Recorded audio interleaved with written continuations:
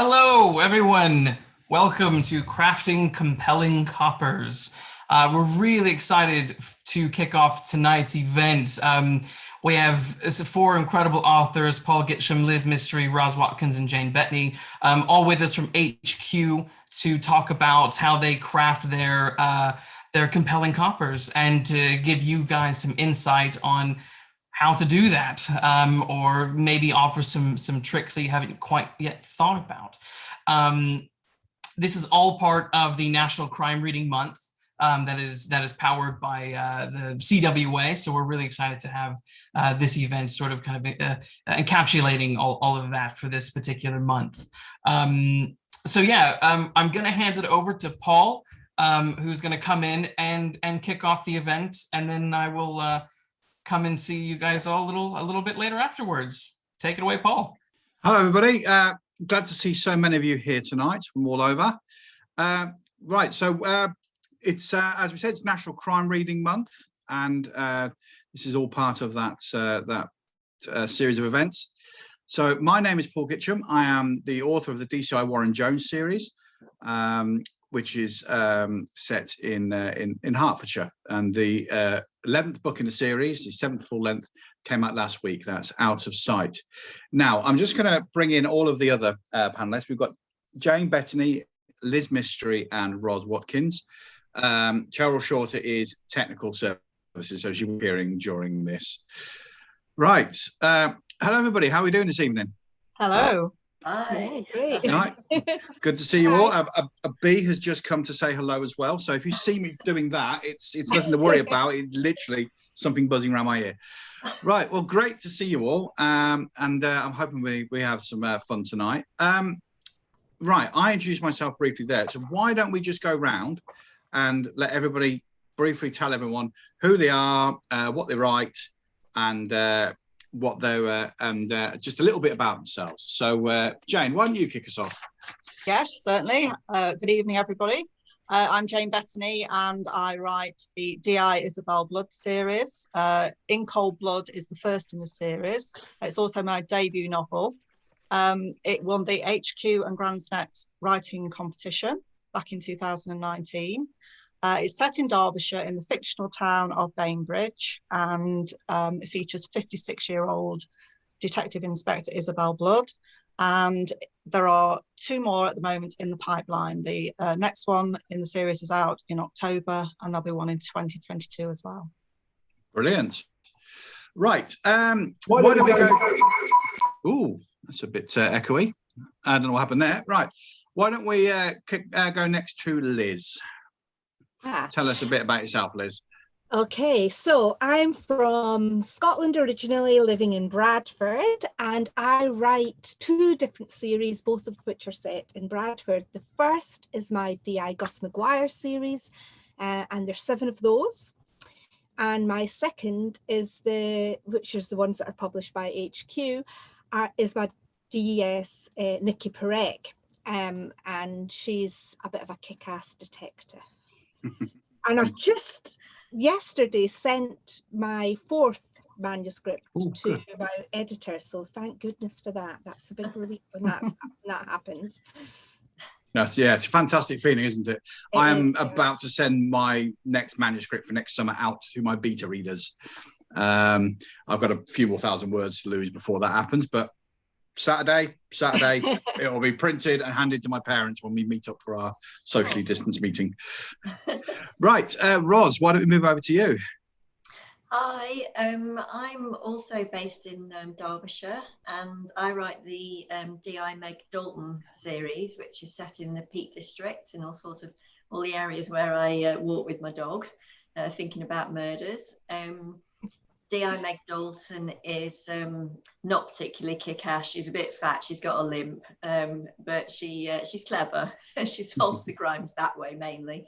And I've got 3 books out at the moment, with a contract for 3 more. Fantastic news. Right, now it is a good time for us just to mention that the 4 of us are all published by HQ Digital. So our latest HQ Digital books, that would be In Cold Blood for Jane, it would be Dark Memories for Liz, Cut to the Bone for Roz, and then Out of Sight for me. They are all available with a 30% discount through the HarperCollins website. Keep an eye on the chat. The links will be appearing on there. Basically, all you need to do is either search for the books on harpercollins.co.uk or follow the links, add them to your basket, and then at the basket, the code that will allow you to take your money off, that will basically apply there. The code's good till Sunday evening. So just keep an eye on the chat. They'll be trickled in, the links during the chat. Is that for ebooks and paperbacks, Paul? Yes, sorry, yes. Yeah. It is ebooks and paperbacks. So that's a pretty good deal, I think. And there'll be, if you've got questions to ask, can you direct them specifically to the Q&A at the bottom? Otherwise, they do tend to get lost in the chat. We might not see them. So any questions, put them into Q&A. I do have somebody keeping an eye on them, and we will hopefully get to some of those towards the end. Right. Okay, that's all the introductions and the housekeeping done. So let's try and get to know these characters a little bit better. Now, I think let us start with, I think with Liz. Now, you can see how professional I am. I have a script, okay? I figure, there's plenty of better people than I use a script, so I've got one. I think let's start with Liz, because Liz writes too. We'll go with Gus McGuire first. Okay. Now, something that interests me. Unlike the rest of us, you are writing a character of the opposite gender. So Gus McGuire is male. Now, did you find that easy, or did you have to work to get into that mindset?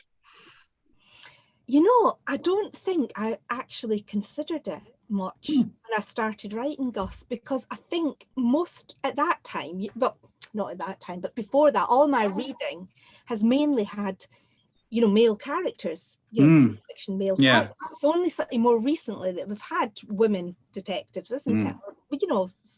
In such volume anyway. So I think it was fairly just instinctive to make him male, if you like. But to be honest, it's the same as writing any character. You just have to get to know them, get under the skin, and sort of really, think about what the sort of character that you're creating, and just go with it. Because, I write a range of characters. We all do. We've all got loads of different characters. Roz, you've definitely got a male detective in your series, and you've got some women characters in yours, and it's just, so we write all sorts of characters to cope with. So it's just a matter of really sort of thinking what you want your character to be like, and going with that, I think. I think that's a very valid point you've made there, actually, is that people will look at the main protagonist and say, oh, you write a series about a man, or you write a series about a woman. Well, actually, no, I'm not setting it in an all-boys school. Everybody else is, is a mixture of male, female, even non-gendered. And, so you were writing everybody. It's just the person whose name is at the top of the whatever series, it happens to be that gender. And I think it's important to particularly those who've come along to this because they're interested in the process of writing and maybe want some tips and stuff. I think something we'd all agree with is that you mustn't neglect your secondary characters. Because that works, and that's your recurring characters. So all of ours have a loyal team they work with, but also your one-page cameos. The person who comes in has been interviewed. I think give them a little something, just a little something, to make them memorable, and I think the readers appreciate it. Now, I think this is a good time to go to Jane, because as Liz mentioned, there is something of a paucity of female characters, and certainly in the past. I think there's far more recently. But one thing I think is underrepresented, Anne Cleves Vera notwithstanding, are middle-aged women. And this is where I think D.I. Isabel Blood stands out at the moment for being quite original. So you've already touched upon that about this competition. Could you tell us a bit about that and how you came to do the competition, and then what that's mean in terms of crafting this character for you? Gransnet, for those who don't know, is a bit like, it's an online forum like Mumsnet, but for older women, really. And they got together with HQ, HarperCollins, and they did a survey of women readers over 40. And one of the things that the survey came up with was the fact that they wanted to read more fiction with older female protagonists. But not just that, they wanted them to be portrayed more realistically and sympathetically rather than stereotypically. And consequently, HQ and Gransnet got together and they launched a novel writing competition. And I think I was about a third of the way through writing In Cold Blood when I heard about the competition. So I'd already created Isabel in my mind. She's the same age as I am. And so I knew she fit the category for the criteria, which was for women writers over 40 who were writing about female protagonists over 40. And I certainly met the criteria as well. So I decided to enter. But I was already writing her, and but it did motivate me because to enter the competition, you had to submit 20,000 words and a 400-word synopsis. But they said if you were shortlisted, then you would have to submit the full manuscript. So obviously, that was an incentive to get it finished. Yeah. So I was shortlisted, and I was thrilled just to be shortlisted. And then when I heard I'd won, that was fantastic. Yeah, it's brilliant. And I think those sorts of competitions, there's lots of them out there. And also, if you're looking for inspiration, things like NaNoWriMo, which is the National Novel Writing Month in November. For those not familiar with it, the target is you write 50,000 word short novel, story, whatever, within the month of November. And a lot of people interpret it a little more loosely. Perhaps we could, write 50,000 words in November. But it's a very, very good catalyst. And yours basically a bit embarrassing if you get shortlisted and you haven't got anything to hand over. So yeah, right. Well, I think it's good to perhaps chat to Roz now.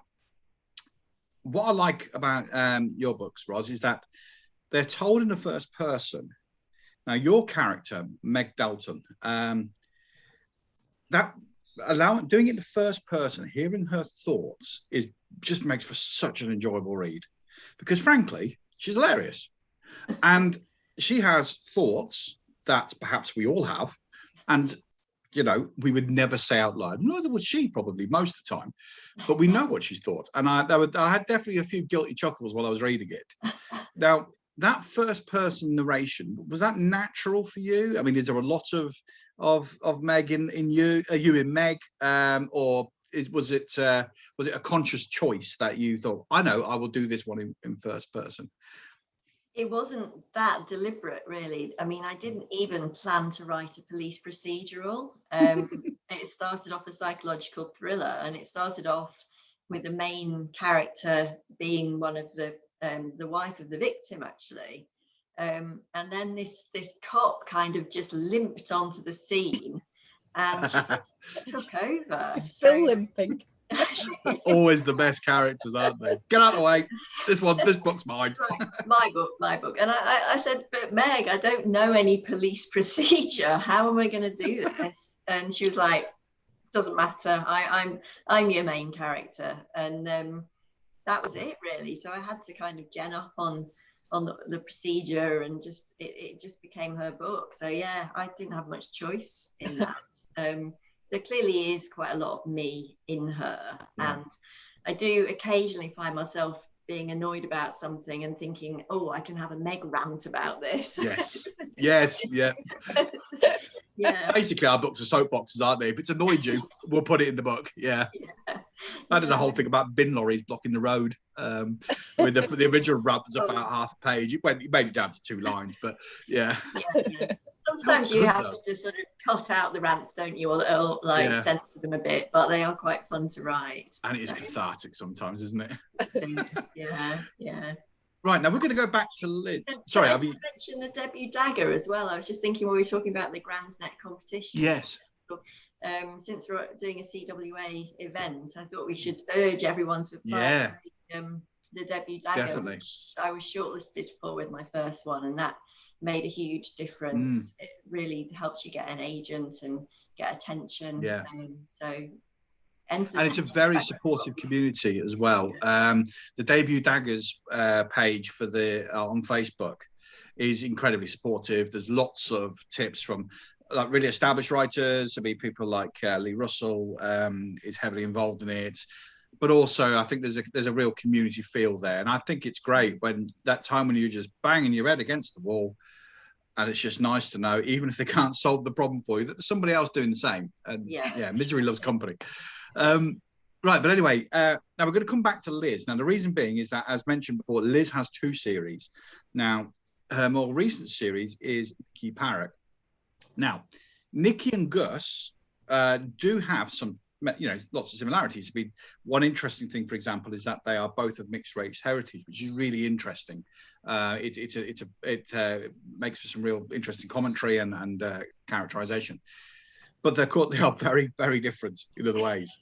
Now, what did you take from writing Gus Maguire that you then carried over to Nikki? And perhaps maybe it was a reset. I don't know. What did you decide to do differently? I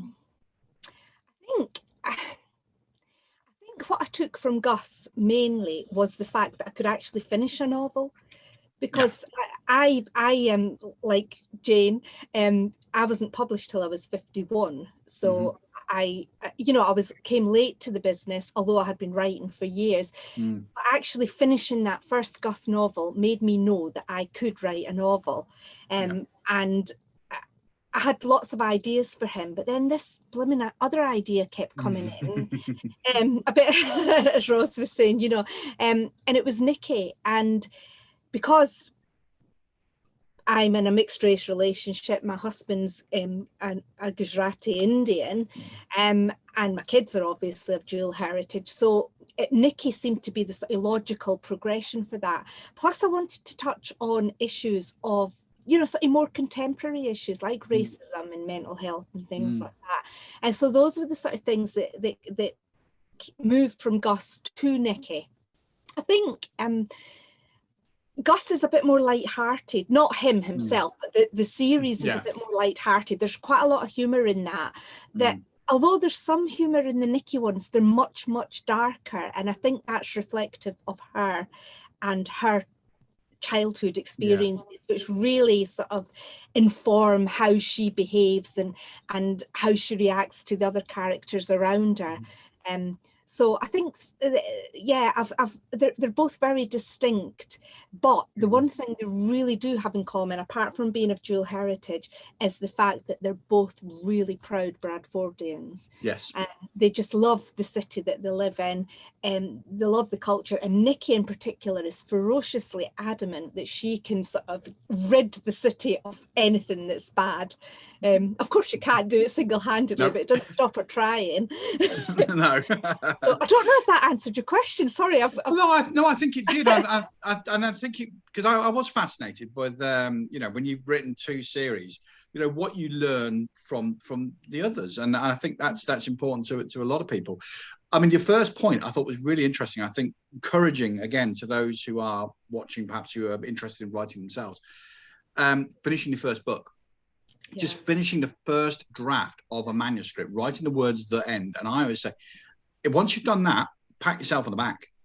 If your journey goes no further, you are then within a fairly small group of people, because a lot of people start writing and then don't quite finish because it is, there's a temptation, isn't there, to just go over those first chapters again and again and again and again and again. Oh yeah. And never go any further. And I did that for more years than I care to mention, because it's a safety net, isn't it? And to take it that little bit further can be quite frightening, and it's a lot of words to write, but you need to just do it. You need to take a leap of faith and just do it, because it's so fulfilling. And there was that famous quote that you need to write, was it 500,000 words before you write a good one, sort of thing. Exactly. I'm sure all of us have the littered carcasses of novels on our hard drives that will never ever see the light of day. And that is normal. That is normal. As we always say when we teach kids, you say, failure is not to be feared. If the book you're writing isn't working, fine. give it a knock on the head, but what have you learned from the process? Right. Well, I think that's really good, interesting insight into how we came up with our ideas for our coppers. I just thought I want to touch on the idea of series, because I think that is integral sometimes to planning your character. Now, Jane, we'll start with you first. Now, yours is a first in a series, so your character is at the start of her journey. We've only just met her. Now, there are more books on the way. The first question obviously will be, was a series always the goal? And if so, did you plan arcs for her future development? Or if not, when did you realize it was going to become a series? And did you have to change anything at that point when you realize, oh, this is going to be a series? Better go back and change that, otherwise it doesn't work. To be honest, at first, my main aim was just to get the book published. I didn't really dare think beyond that, I don't suppose. But always in the back of my mind somewhere was this idea that hopefully it could be a series. And when I won the competition, HQ said to me, do you see it as a series? And obviously they could see the potential for that as well. And I don't think I did make a lot of changes really.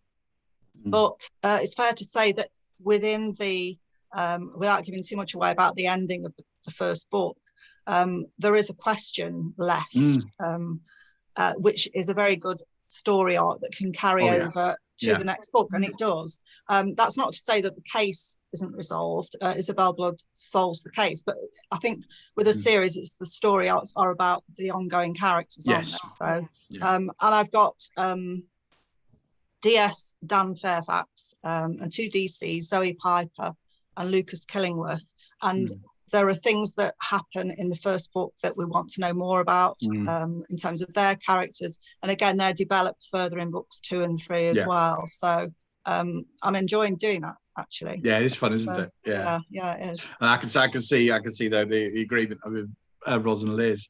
Now, Roz and Liz, obviously you are several books into your respective series. Same question really. Did you set out to write a series? And how far ahead do you plan your books? Do you have a long arc of 3 or 4 novels where you know that this person is going to do this? Maybe someone's going to marry. Maybe you're going to kill someone off in 2 books' time. That sort of thing. Let's start off with Roz. How far ahead did you plan, or was it just initially a standalone? Yeah, I didn't really plan. I just kind of threw everything into the first book. A bit like Jane, I didn't really dare to hope it would even that it would get published really, let alone turn into a series. So the first I thought about a series was when I met my agent, and she said, oh, is this a series? And I kind of hesitated, and she just said, yes, it is. Because basically she had to, when she was pitching to publishers, she wanted to pitch it as the first in a series. They do like series, so she just said to me, oh, can you give me a couple of paragraphs about books 2 and 3? And I was like, okay. Yes, of course. No, I'm going on holiday for a couple of weeks, you may have to wait. So I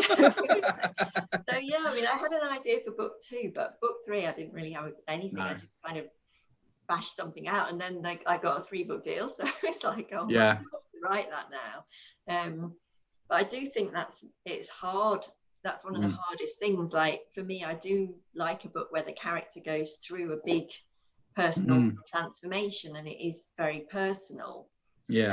I've obviously had that in the first book for my main character, but then it's like, how do you keep doing that time after time with a series character? And I sort of wished I'd given her more relatives and more potential for conflict in her personal life. But you do feel guilty if they suddenly acquire a relative that didn't have 2 books ago, because you're thinking everyone's going to say, hang on, if this person's so important to them, why have we never heard of them before? I brought her dad back from the dead when I first pitched it. He was awesome. It's like, no, he's not dead, he's just living in Scotland. It's like, come back and be in pain. Basically, you're doing sort of crime fiction zombie mashup. Pretty much, yeah. And I am just making up as I go along. I don't like when J.K. Rowling says she has this sort of idea of a 7-book, character arc, where it's like I just panic and write the next one and hope. I don't have a one book character. No, actually, no, I lie. I have a character arc. I do have a character arc. I have a spreadsheet. I know everyone's ages. I know what's going to happen as time goes on. I know who's going, what big life events are going to happen. But now, in terms of, for the actual book itself, no, she's kind of straight on. Right now, Liz, and of course you have that. You do this unique perspective of 2 series. Same sort of question to you, really. And was there a difference between the 2 series? When I started to write the Gus series, book 2 was actually going to be book 1. Right.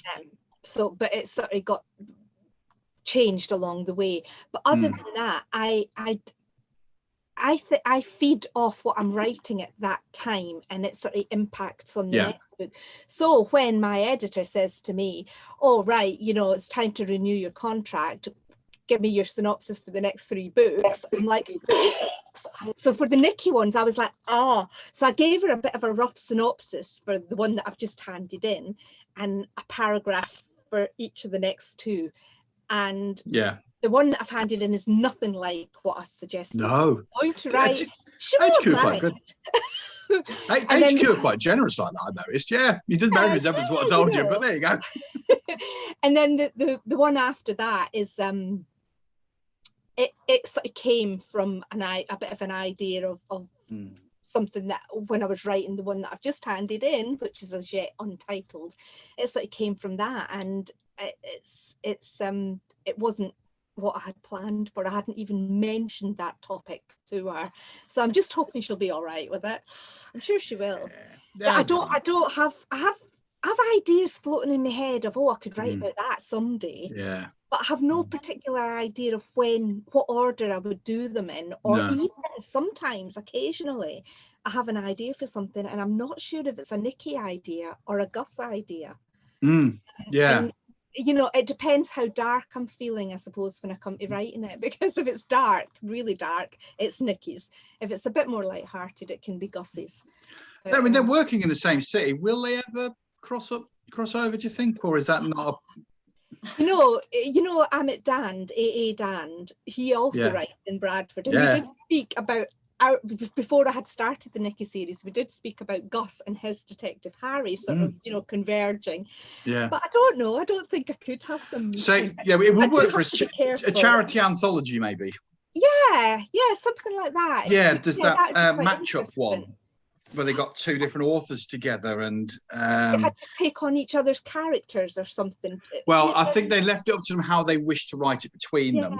But you've got some brilliant pairings. I mean, Lee Child teamed up with Kathy Reichs. I just read that short story again the other day. It's an absolute cracker. So that's really interesting. And you could perhaps do it. You could do that for as a short story maybe or something. Anyway, I'm too busy planning your career, and that's extremely rude of me. I need somebody to do it because I don't plan. Right now, I think it'd be nice, although this is primarily about character, I think it would be nice to touch on locations. I think they are so important. And I think there is a theory that basically says that location and character are always intertwined. And the location informs our character, where they are living. And also we see the location through our character's eyes. Now, between us, we have covered the spectrum. So I'm not going to say very much on this one because mine is completely fictional. My location, Middlesbrough, it's North Hertfordshire. If you know North Hertfordshire, you can figure out where the dot is on the map. But basically, it's all my imagination, which is great. If I want an abbey, I have an abbey. If I want a cineworld, I have a cineworld. If I want a university, hell, I build a university. It's great. Now, the rest of you, though, are not quite as free and easy as that. So, Roz, it was a great start to this. So you're really open on your website about the Derbyshire towns and villages and locations that actually you base your locations on, which I must admit I've not seen before. But if you guys go to Roz's website, you can actually see where those places are. And who knows, maybe even go and visit. So with that in mind, how do you choose the locations? And really interestingly, have you had any feedback from people Yeah. So it was pretty much based on the places where I go walking with my dog. And especially when he was a bit younger, and we used to go on really long walks and find sort of great places to kill people. I'm sure it's not just goes on dog walks and sees loads of places to kill people. So I mean, I'm very near a town called Wirksworth, but like you said, I wanted to be able, if I decided I wanted to give it a doctor's surgery up a hill when it didn't have a doctor's surgery up a hill, I didn't want people saying, oh, well, that's not right. And also I wanted to give it, wanted it to be on the edge of woods, which it isn't. So I sort of just added a load of extra bits to Wirksworth and made it my fictional town. And that seems to work quite well. But I have had somebody actually contacted me on Facebook and said, I think I found the cave where your dead body was found. And he sent me this picture of this cave, which you could climb up to. And it was really similar to the cave in my first book. We weren't supposed to go there, but I do intend to go there at some point. You'd have to climb up a chain to get into it. It looked really creepy. That's awesome. I get stuff like that with, it's like you imagine something and then it comes true. It's a bit scary. But yeah, and then I do have real places as well. So I have, my detective lives in Belper, which is a real place. And then I mention, like, there's a stone circle, and a lot of the other places are real, but then the main town where the first two books where the murders are is made up. And then the third book as well, I wanted to make up a town because I wanted it to have an abattoir. So I made a town where the people from the went. Very gruesome it was too. Yes. Now, Jane, your books are also set in Derbyshire. Now, so it's not a million miles away from the sort of area where Roz is. How real are your locations? Because I must admit, I don't know the area very well, so I don't know. I mean, they felt real, but whether they were real places or your imagination, I genuinely don't know. I mention lots of real places in the book, probably a lot that Roz has mentioned as well. Books gets mentioned Cromford, Melbourne in South Derbyshire, Derby, some other East Midlands place, Matlock Bath. The only real fictional place is Bainbridge, which is the town that they operate from. And that, interestingly, is based on Belper, which is where Meg Dalton lives. So we've got another team up coming here, haven't we? I know. But it's the town that I grew up in, and I went to school there, and I've still got friends and family there, and I only live 6 miles away now. So I regularly go back. It's a great place to shop. I'm doing the tourist industry in Belper, very good service here, aren't I? But yeah, so that was the obvious place for me to choose. But the reason I didn't name it, as Roz has already said, and you've already said, you want to have certain things, the purposes of your plot, places and buildings that those towns don't have. For example, in the second book, I've got a further education college, which Belper doesn't have. And actually, I don't even know if Belper has even got a police station anymore. It certainly probably hasn't got a CID department, I'm sure. So, that would be a bit of a drawback.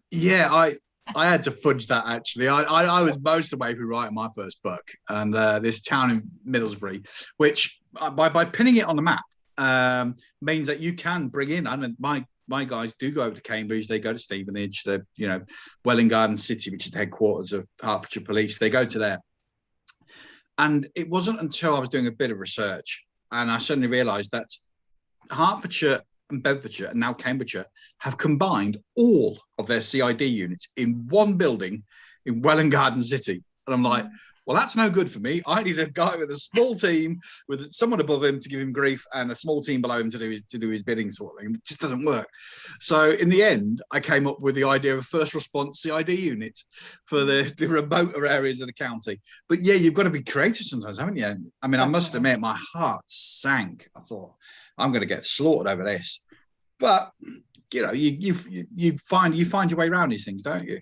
It's exactly the same here. We've got the East Midlands Serious Crime Unit, and Yeah, it's like they take all the fun away, don't they? Spoke to a couple of crime writers, and they, one of them, Stephen Booth, he makes his really accurate. But I spoke to another writer, Stephen Dunn, and he just said, "Oh, just ignore it, just like pretend that it never happened, and they still investigate crimes locally." And so, yes, I'll do that. Yeah, why not? Just pretend that fun. thing doesn't exist. I spoke to a retired police officer actually from West Midlands Police. He's a friend of my dad's, and I said I told him about this, and he went. I said, "Look, what is this realistic? The idea that they might have this first response CID?" And he went, "Yeah, sounds like the sort of thing we do." I thought, right, that is a glowing endorsement. We'll go ahead. Now, Liz is different because, of course, as mentioned, Liz sits hers in Bradford. Now, I confess I'm not very familiar with Bradford. So I don't know how close to your books are Bradford, or have you added stuff? And then more importantly, because of course you are so open about it's Bradford and that, have you had any feedback from readers familiar with the city? Okay, well, first of all, the feedback thing. Most people love the fact that they can, I get people contact me and saying, "Oh, I used to live just round the corner." Yeah, they love that. Yeah. Such a place, or, "I used to live here," or, "Oh, I used to drink in that pub," or that sort of thing. And that's really, really good. Of course, you do get a lot of people who are not from Bradford who think that because I'm dealing with quite dark issues, I'm portraying the city in a bad light. But it's a city, and every city's got that sort of underbelly. Yeah. I'm writing dark crime fiction, so Yeah. But I try to sort of balance that out in my books. So Bradford is a wider district than just Bradford. It's got a diverse community. It's got a large Pakistani population, which I talk about quite a lot. Yeah. But it's also got other populations. It's got Eastern Europeans, it's got Indians, it's got Bangladeshi communities. So I try to sort of incorporate all of that. But then outside the city, but still within the district, there's historic places like Haworth and Ilkley, places like that. Yeah. That are sort of more your leafy suburbs. So Bradford's a real sort of hodgepodge of different experiences, if you like. Within the city centre, we've got something like 3 or 4 museums, one of which is the National Museum. The Media Museum is a national museum. So Bradford has really got a lot going for it culturally. And it's the city capital of the world. And as I once told somebody in Harrogate, when they rejected my book, it was at they do the Dragon's Pen in Harrogate. Oh yeah. Where you go and you pitch it. This was like maybe 15, maybe even more than that, years ago, when I'd only written a couple of chapters. And this bloke said, "Oh, Bradford's not sexy." And I was like, and I sort of listed a whole load of really good positive things about Bradford. Then later on, I bumped into the bloke. He was leaning on the wall outside the women's loos. And I came out and I tapped him on the shoulder. I was quite indignant. I tapped him on the shoulder and I said, "And we've got Gareth Gates." That sort of sealed the deal. There you go. And I don't understand how you didn't get like a 6-figure sort of auction off the back of that. Yeah. And especially now I can add Zayn Malik to the list as well. So I mean, I've just made up a fictional reality TV star, but by definition, no one would have ever heard of her. Yeah. But I love Bradford, and that's why I sort of I really enjoy it. And most of the settings in my books are actual places in Bradford. The only time that I veer from using an actual place is if I'm describing an area as being really sort of lawless and, a place where people live that I don't want them to think that I'm saying that about their homes, because at the end of the day, everywhere is somebody's home, and I don't want to be in the business of dissing people's lifestyle. So if I'm sort of talking about that type of, a big drug den in an estate, I won't use a real estate. I'll make one up. That's like when you name a character after a person. Maybe they win a competition or something, and they say, "Oh yeah, make me really bad." You're thinking, "Well, I'll think about it, but I'm not making you that character, because that is not doing you any favors. That will not make you that character." That's right. I mean, I think that's really interesting. The idea of the location and our characters. Now, I think if we can go quite quick with this one, just really want to sum it up for a couple of sentences. We all write police procedurals, obviously, and they are driven by the central police character. Now, if you were to sum up the driving force behind your character, what would it be? What has it motivated them to become a police officer? Let's start with let's start with Roz first this time. It's really the fact that my main character feels guilty about the death of her sister. When my main character was 10, her sister, she was, it's a bit dark, she was dying of cancer, but she then killed herself to avoid a horrible death. And my main character feels guilty because she said something mean to her that morning. And so that sort of drives her in. She feels that if she can solve crimes, somehow she'll feel better about herself, basically. She's looking for some personal redemption. Yeah, that's her main driving force, Right. Liz, what do you reckon? Choose one of your characters. For Nikki, it's her traumatic past. It's her childhood. Her mum was basically trafficked and raped, and her father was her rapist, and he pimped her out. And so, you know, and Nikki grew up in that sort of environment, and she's become this sort of nurturing person, looking after her mum and her sister, her younger sister. So although she's an abrasive nurturer, if you like, she looks after them, but she's quite prickly with it. And that's her driving force. It's that, and this she lives in inner city Bradford. So the driving force is to keep the area that she lives in safe for her family.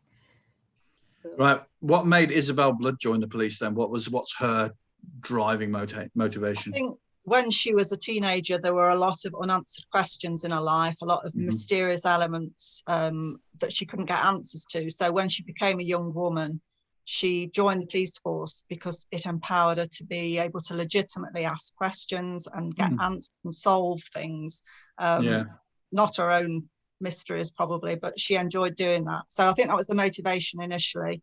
But then she came to enjoy that, and she stayed in the police force all of her career, and she enjoys doing that now.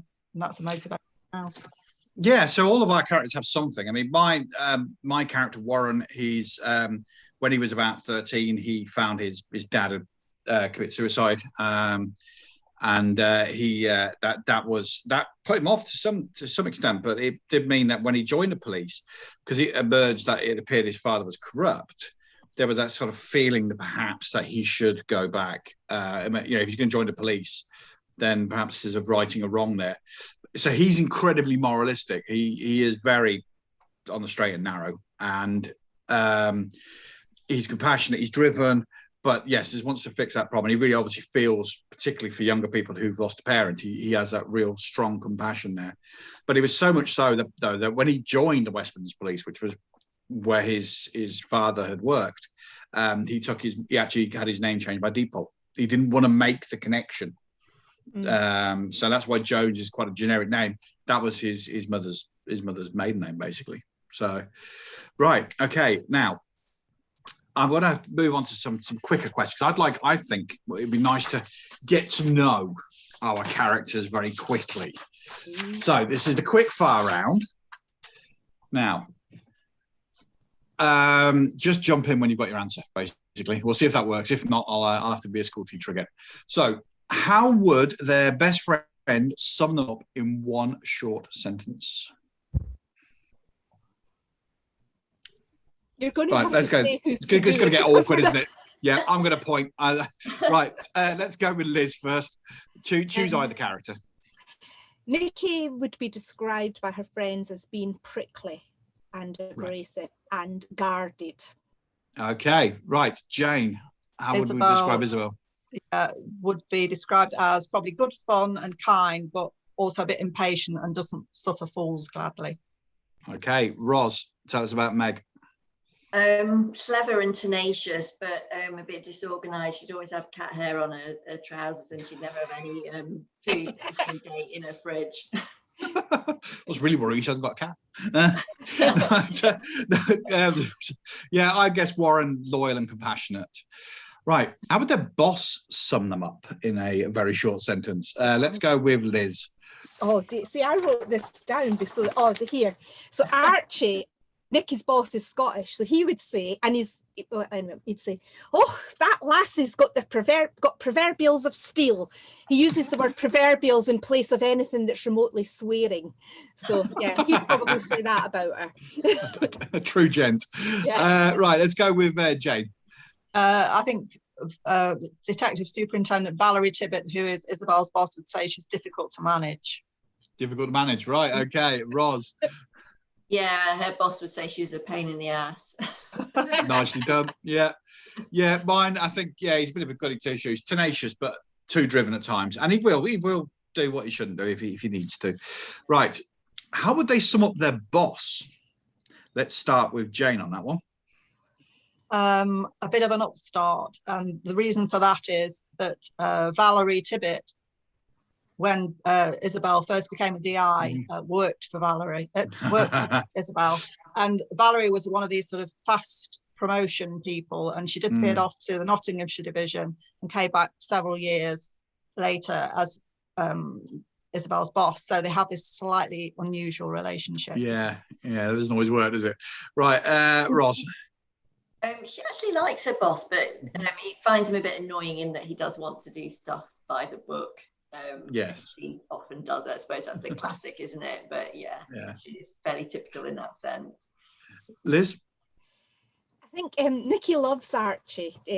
He's an older Scottish man. She really loves him, but she'd call him loopy, obstinate, and annoying, I think. Yeah.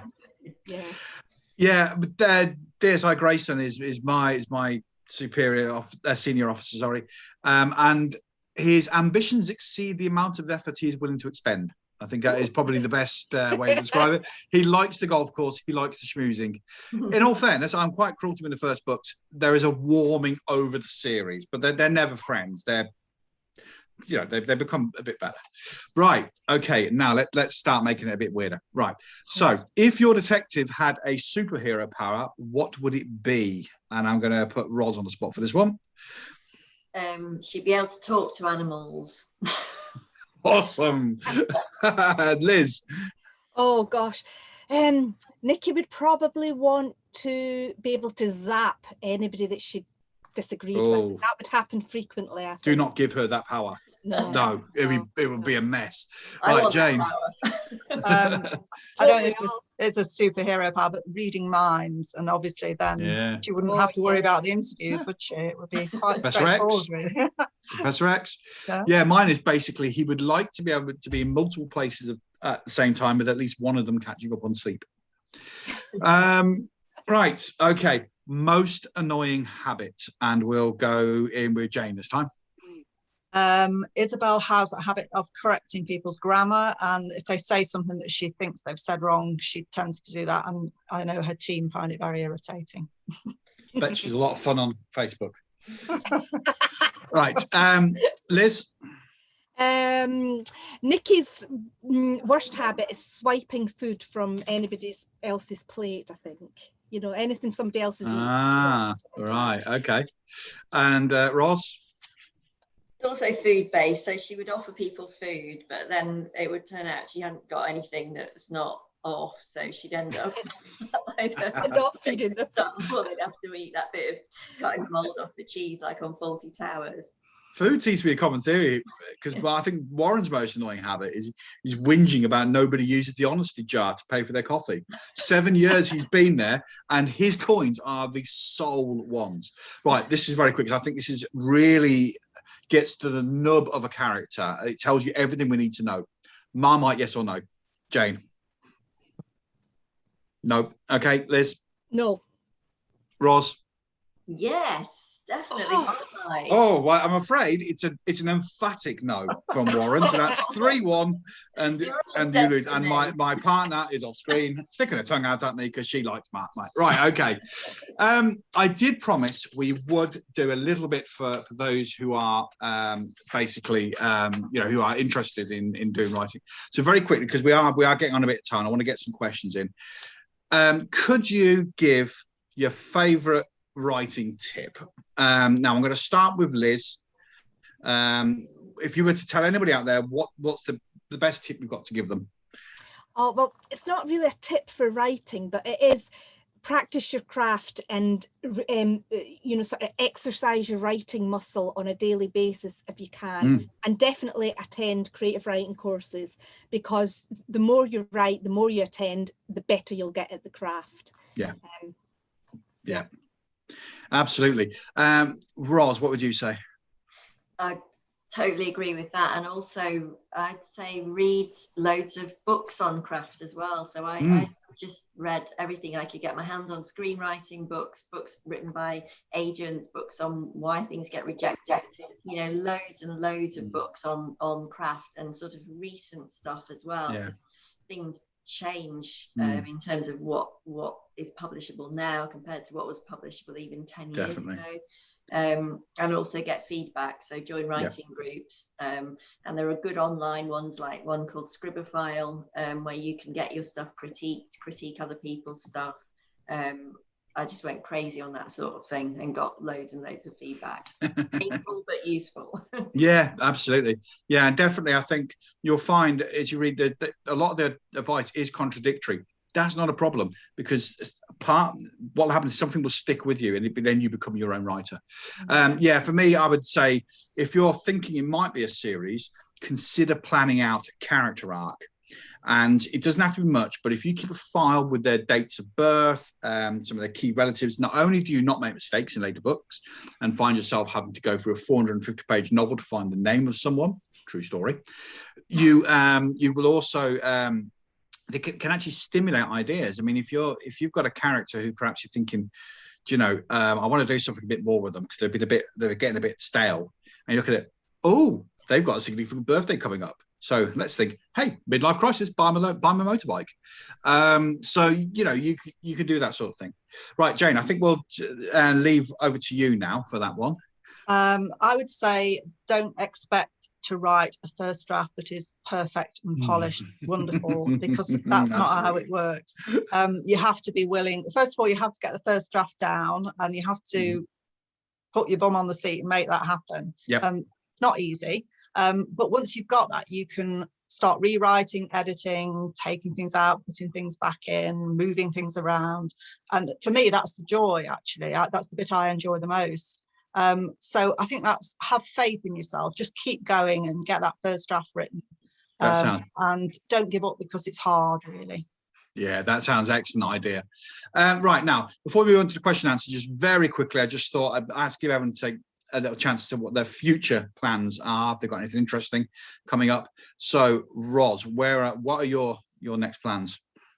So I'm actually working on a standalone. I did notice, sort of kept an eye on some of the questions. I did notice there was a question about this, that so a standalone can be, my publisher think it's good to have a standalone as well. I'm working on a book called The Red House, which will be out next summer. Oh, nice. So you're not just thinking about, you've done. First brilliant. I'm doing edits at the moment. So it's set in Derbyshire again, it's crime again, it's very dark. Good. It's not Meg, it's not part of the series. Right, Liz, where are you going at the moment? Well, I'm just started writing Nikki book 5, but I have this big idea in my mind of a 3-book serial killer series. So nice. There's no definite plan of when I'll write it, but it's there. It'll happen at some point, and then another Gus at some point as well. I was about to ask you, we're going to see Gus again. Jane, I know. I mean, you mentioned you got a couple going. What can you tell us about that? Have you got anything else that you're interested in? At the moment, I'm doing or expecting the editorial notes this week for book 2, and I'm about 3/4 of a way through the book 3, just the first draft. But yeah, I'd like to think there's more cases for Isabel Blood, but also I would be interested in doing a standalone as well, time permitting.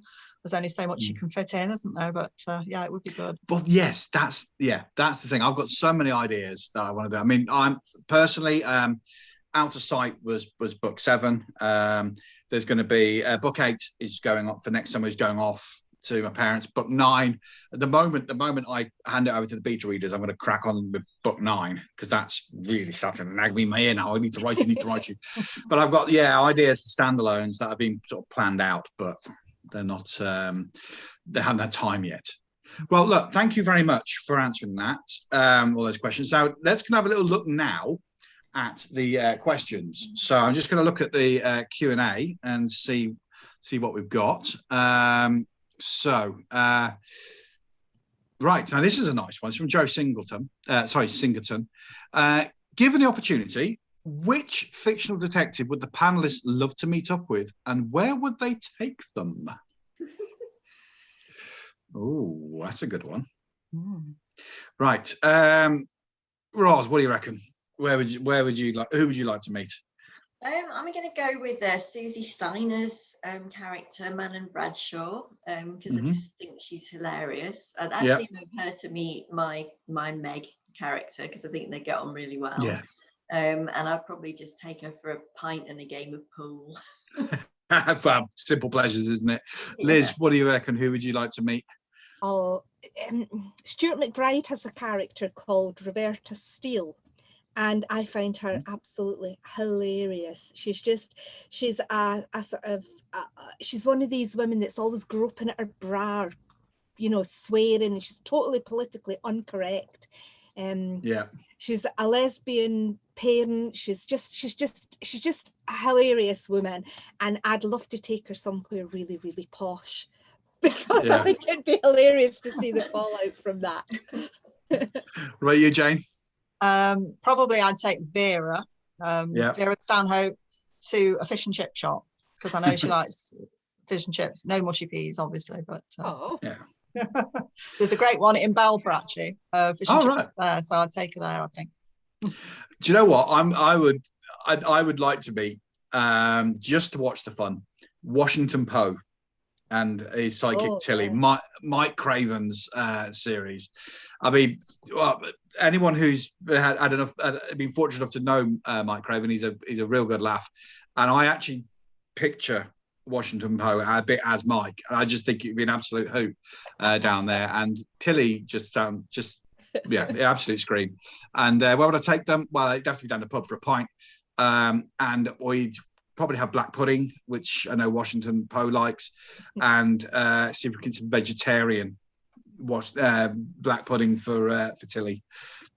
Right now, okay, folks. Okay, Camilla Smith, strap in. We're not going to tell you what. We're not going to give you an answer that you're going to like the answer to. Does it get easier the more you write? Who wants to take that one? God. Right, everyone, put your poker faces on. I'll Roz? speak if you like. Oh, go on then, Jane. Yeah. Because I'm obviously a lot further behind than the rest of you in terms of it. So it's still fresh in my mind. Obviously, I think, as Liz said, you do that first one and you tell yourself, well, I've done it. So, it is more, you've got more confidence when you approach the second one. But I think it is still a hard slog. No matter what you say, you still have to make yourself do it. And I think that is probably something that I'm finding easier with the third, being a little bit more organised. Well, there is that, isn't there? Yeah. What about Roz? You got any thoughts on that? It hasn't really got easier for me. I think the more you write, the more you the more you know you don't know. If you see what I'm saying. I think I wrote my first one in a state of naivety. And then I wrote my second one on a sort of wave of euphoria because I got a book deal. And then the third one was actually for me really hard. I'm getting such deja vu here. Exactly the same publisher, Karina, as it was back then, because I joined a few years ago. Yes. And also the fourth one was pretty hard too. Yeah, number 8's killing me at the moment. So yeah. God, that's not good to know. Yeah, Liz, do you want to inject a note of positivity here? No. No, it gets easier in some ways, but I think what you have to accept is that sometimes writing will be easier than at other times, and that the way you feel personally or the things that are happening in your life will influence how you feel about your writing. And I think, you know, maybe the actual you know, you'll get better at knowing things about your own writing, like the words that you use, you know, your sort of go-to words. Like I just deleted, I think it was something like 350 justs from my manuscript that I sent in, you know, so you'll get to know these sort of things about your writing, and that will make it easier. And yeah, other than that, it is a hard slog, and you know, but when you write the end, it's just such a good feeling. Yes. You know. Yeah, I would second you. It gets easier in some ways. There is because you are exercising a muscle. So you know, I found, for example, editing this time, I've had my next book is a big story, you know, as in quite a lot happens, and that meant the initial draft was a very big draft, and I had to then edit it down, and definitely tightening sentences so that it don't sound robotic, because you've got as rid of every word you can. It's definitely, I mean, I look back at one of my earlier books and think, goodness me, if give me that again, and I'll take 10k off that. Easy. And I think that gets easier. In terms of planning and stuff, sometimes I'm not a planner, but I will say I'm a bit more organized, and I think that's about as far as I'll be willing to go. One thing I really wish I had done is the thing that you were talking about earlier, Paul, when you said you've got a spreadsheet or you know, of everything, like dates of birth, likes, favorite drinks, all that sort of stuff. I wish I had done that, and it's always on my to-do list somewhere, but it always shunted down a bit. So every single time I'm writing something and I'm introducing something from a previous novel, I have to go back and do that search that you were talking about, because I just haven't done that. So I would really, really say, if you're going to write a series, do that. Keep a track of all these things. It'll make it so much easier. And it'll stop you breaking the flow of your writing to double check on things, you know. Well, there is that. Yeah, absolutely. That's a little tip, actually, isn't it, for those who are writing? If you're using something like Word, the comment function is awesome. You know, you're typing along, you're not quite sure how this is going to go. Does the sentence isn't behaving itself? I highlight it, literally just as the word there. It means I've got to go back to it. But also, I put in placeholders. For names, I will have a descriptive name with an underscore. The underscore is important. So the current book, I've just switched my names out for real ones, and there is literally NYE as New Year's Eve underscore male, and it was a person we met on New Year's Eve. The underscore is important because they don't naturally appear in Ride, and you can find them. So that's load of X's, because Control F, 2 X's in a row, that never happens. All these things are easy to find in a manuscript, but try not to break the flow. It's hard, isn't it? You just want to go down that rabbit hole of Wikipedia and find something out. No, do you know what? I could do that in front of the TV. Find that out. I'm not going to waste my writing time. Right. Okay. Just keeping track of names. I mean, just have a list. I'd sort of have A to Z, male, female. And I write down the names to make sure, that I don't have 3 characters whose names all begin with a C. And then also in subsequent books, I can look back and make sure that, you know, my sort of sexy male character hasn't got the same name as like the dog in book 1 or something. You know, just trying to my first Gus book, I had 3 characters all called Billy. And I didn't notice it because they were all minor characters. You know, but it must have been my go-to name at the time, you know. To be fair, I actually taught a class once in school with 3 kids called Tom. And that was fun. Yeah. I actually stuck them all on the same table because, funnily enough, that actually worked. Because they all just answered. Oh, yeah, as well. But yeah, I was able to just kind of point at that. It was weird. It did work. But I was like, you are joking when I saw the register. Right. Now, this is always another question. And it's another good one from Joe, actually. So I apologise that it sounds like Joe's getting more than his fair share. But I'm sure we all want it. How do you all keep updated with police processes and procedures? Do you get a chance to go out on duty with any police forces for research purposes? Right. I'm going to start off with Liz on this one. I tend to use Google a lot to find out various things, police procedural things, and I do my research as I go along.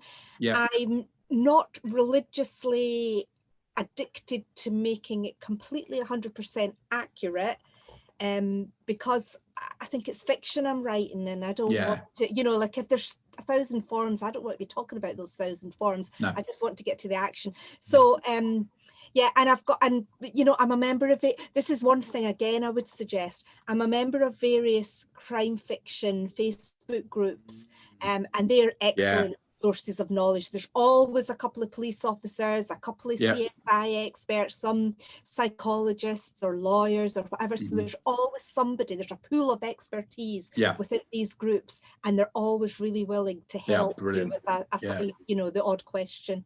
So a quick note on courtesy on that, and I'm sure Liz will back me up on this, is that when you're posting to a forum, remember Facebook is international. Just say where you are based on. Otherwise, you will get a whole load of American coppers who will be saying, or we give you a whole load of procedure, which is fascinating, but it's got nothing to do with the mean streets of Bradford. But one thing, of course, they are very good at is that if you ask any questions about guns, because you know, they oh no, I'd use this, and I'm sitting there thinking this is quite scary. Yes, right. Jane, what about you? Because I've got no legal background. I've never been in the police force, no interactions at all with the criminal justice system. So I research online. I've got some really good books actually written specifically for writers about police procedures, interviewing, forensics, that kind of thing. And I also have used a consultancy, Gibb Consultancy, which is run by Stuart Gibbon. He's a retired UK police detective, very knowledgeable. And if I've got, you know, down to the fine detail of my plot, and there's something that I need advice on, you know, the legal ramifications of, I contact him and use it. Yeah, it is nice if you happen to have friends or acquaintances who are solicitors. They're quite useful. I've got sort of 2 close friends who I quite often ping stuff to on Facebook Messenger, and if people ever see my Facebook Messenger conversations with them, they're going to wonder what the hell I do. Right, Roz, have you got any suggestions? I mean, I was lucky actually, because I remembered that someone I'd known sort of through having a horse actually at his place kind of years ago was a scene of crimes officer. Nice. And I remembered some of her sort of gruesome anecdotes. Oh, they've got loads, haven't they? Yeah. So some of the stuff that I put in, like one of the things in one of the Meg books about finding maggots in the turn-ups of her trousers, that came directly from my friend Jo, who's amazing. And she was married to a detective. So I went and basically got them really drunk, and they kind of spent about 6 hours telling me all about what would happen in a crime scene and all the detail. But then basically said to me, but you're not going to put most of that stuff in. As you know, they were really good about saying, actually, it can't be accurate because no one wants to read about 200 people all looking at number plate data. But they did also introduce me to other people, so I was able to talk to somebody who was in charge of the sort of anti-modern slavery team in Derbyshire, and then I got a day where I met the chief constable and the drone team and the gun people and everything. So that I got some really good contacts and was able to kind of pick their brains, because I found it really hard to visualize how it all worked, you know. So that was great, but they did also say to me, just basically just write the story. And another writer had said this to me early on, just kind of write the story first and don't get too worried about the procedure, and then let the cops kind of help you make it work. You know, the cops will say, well, what do you want to happen? And then I'll tell them, they'll be like, right, well, you could do it like this to make that happen. And always drama trumps realism, I think. Yes, definitely. I agree with that. Yeah. I apologise for my brief disappearance there. Plus nuts come up trumps again. Right. So, yes, I heard most of that, thank goodness. I must admit, I personally have found Google is really useful. Wikipedia, you would be amazed. If you look at the Police and Criminal Evidence Act, which is what governs all of our police officers, because they're UK, they're England and Wales based, it's brilliant. There's loads of stuff on there. But if you also want to get that real flavour for what it might be like inside a police station when they've been booked in and stuff, I've been quite impressed with some of these fly on the wall documentaries. Don't watch drama necessarily for your procedure, because obviously it's Chinese whispers. But some of these fly on the wall documentaries, you know, these ones where they follow a murder over 2 years, etc., can be really, really useful. And you do get quite a feel for language and stuff as well. 24 hours in custody is a good one, isn't it? Yes, I've said this on other panels, but I had ignored it because I thought it was literally stick a camera in for 24 hours. I just thought it was going to be people in grey tracksuits annoying me, so I didn't bother watching it. I think Brother behind bars. Turns out they follow a whole investigation for 2 years. We watched the latest series; it was brilliant. So I think it's still on 4 catch-ups. So I'm going to sit down and watch a few of them because they are very good. I was well impressed. Yeah. Right, now we are pretty much have come to the end of this evening, I think. First of all, I just want to thank you all. I've had a really good time, and I hope that those watching and just you have as well. So we've got Liz Mistry, we've got Jane Bettany, we've got Roz Watkins. We've had a lot of technical support in the background. So Luke Deckard, who you saw at the beginning, has helped us out. Anthony Johnson did the graphics, and Dee Parkin from the CWA helped do a lot of the coordinating. And then Cheryl Shorter has actually sat and fed me some of the questions. This was a lot of fun, and I hope everyone attending had a good time as well. So thank you for making this National Crime Reading Month event such a good success. The only thing I was going to say is we hope to see everyone next week for the final part in our Walking Through a Crime Scene series with Dr. Mari Cassidy, which is going to be all about pathology, and it's going to be very gross. But informative. Yes. So we look forward to seeing everyone then. So enjoy your week and your night, and we will see you all next week for the last event. Thank you. Thank Goodbye, you. everyone. Bye bye, everybody. Bye. Bye bye.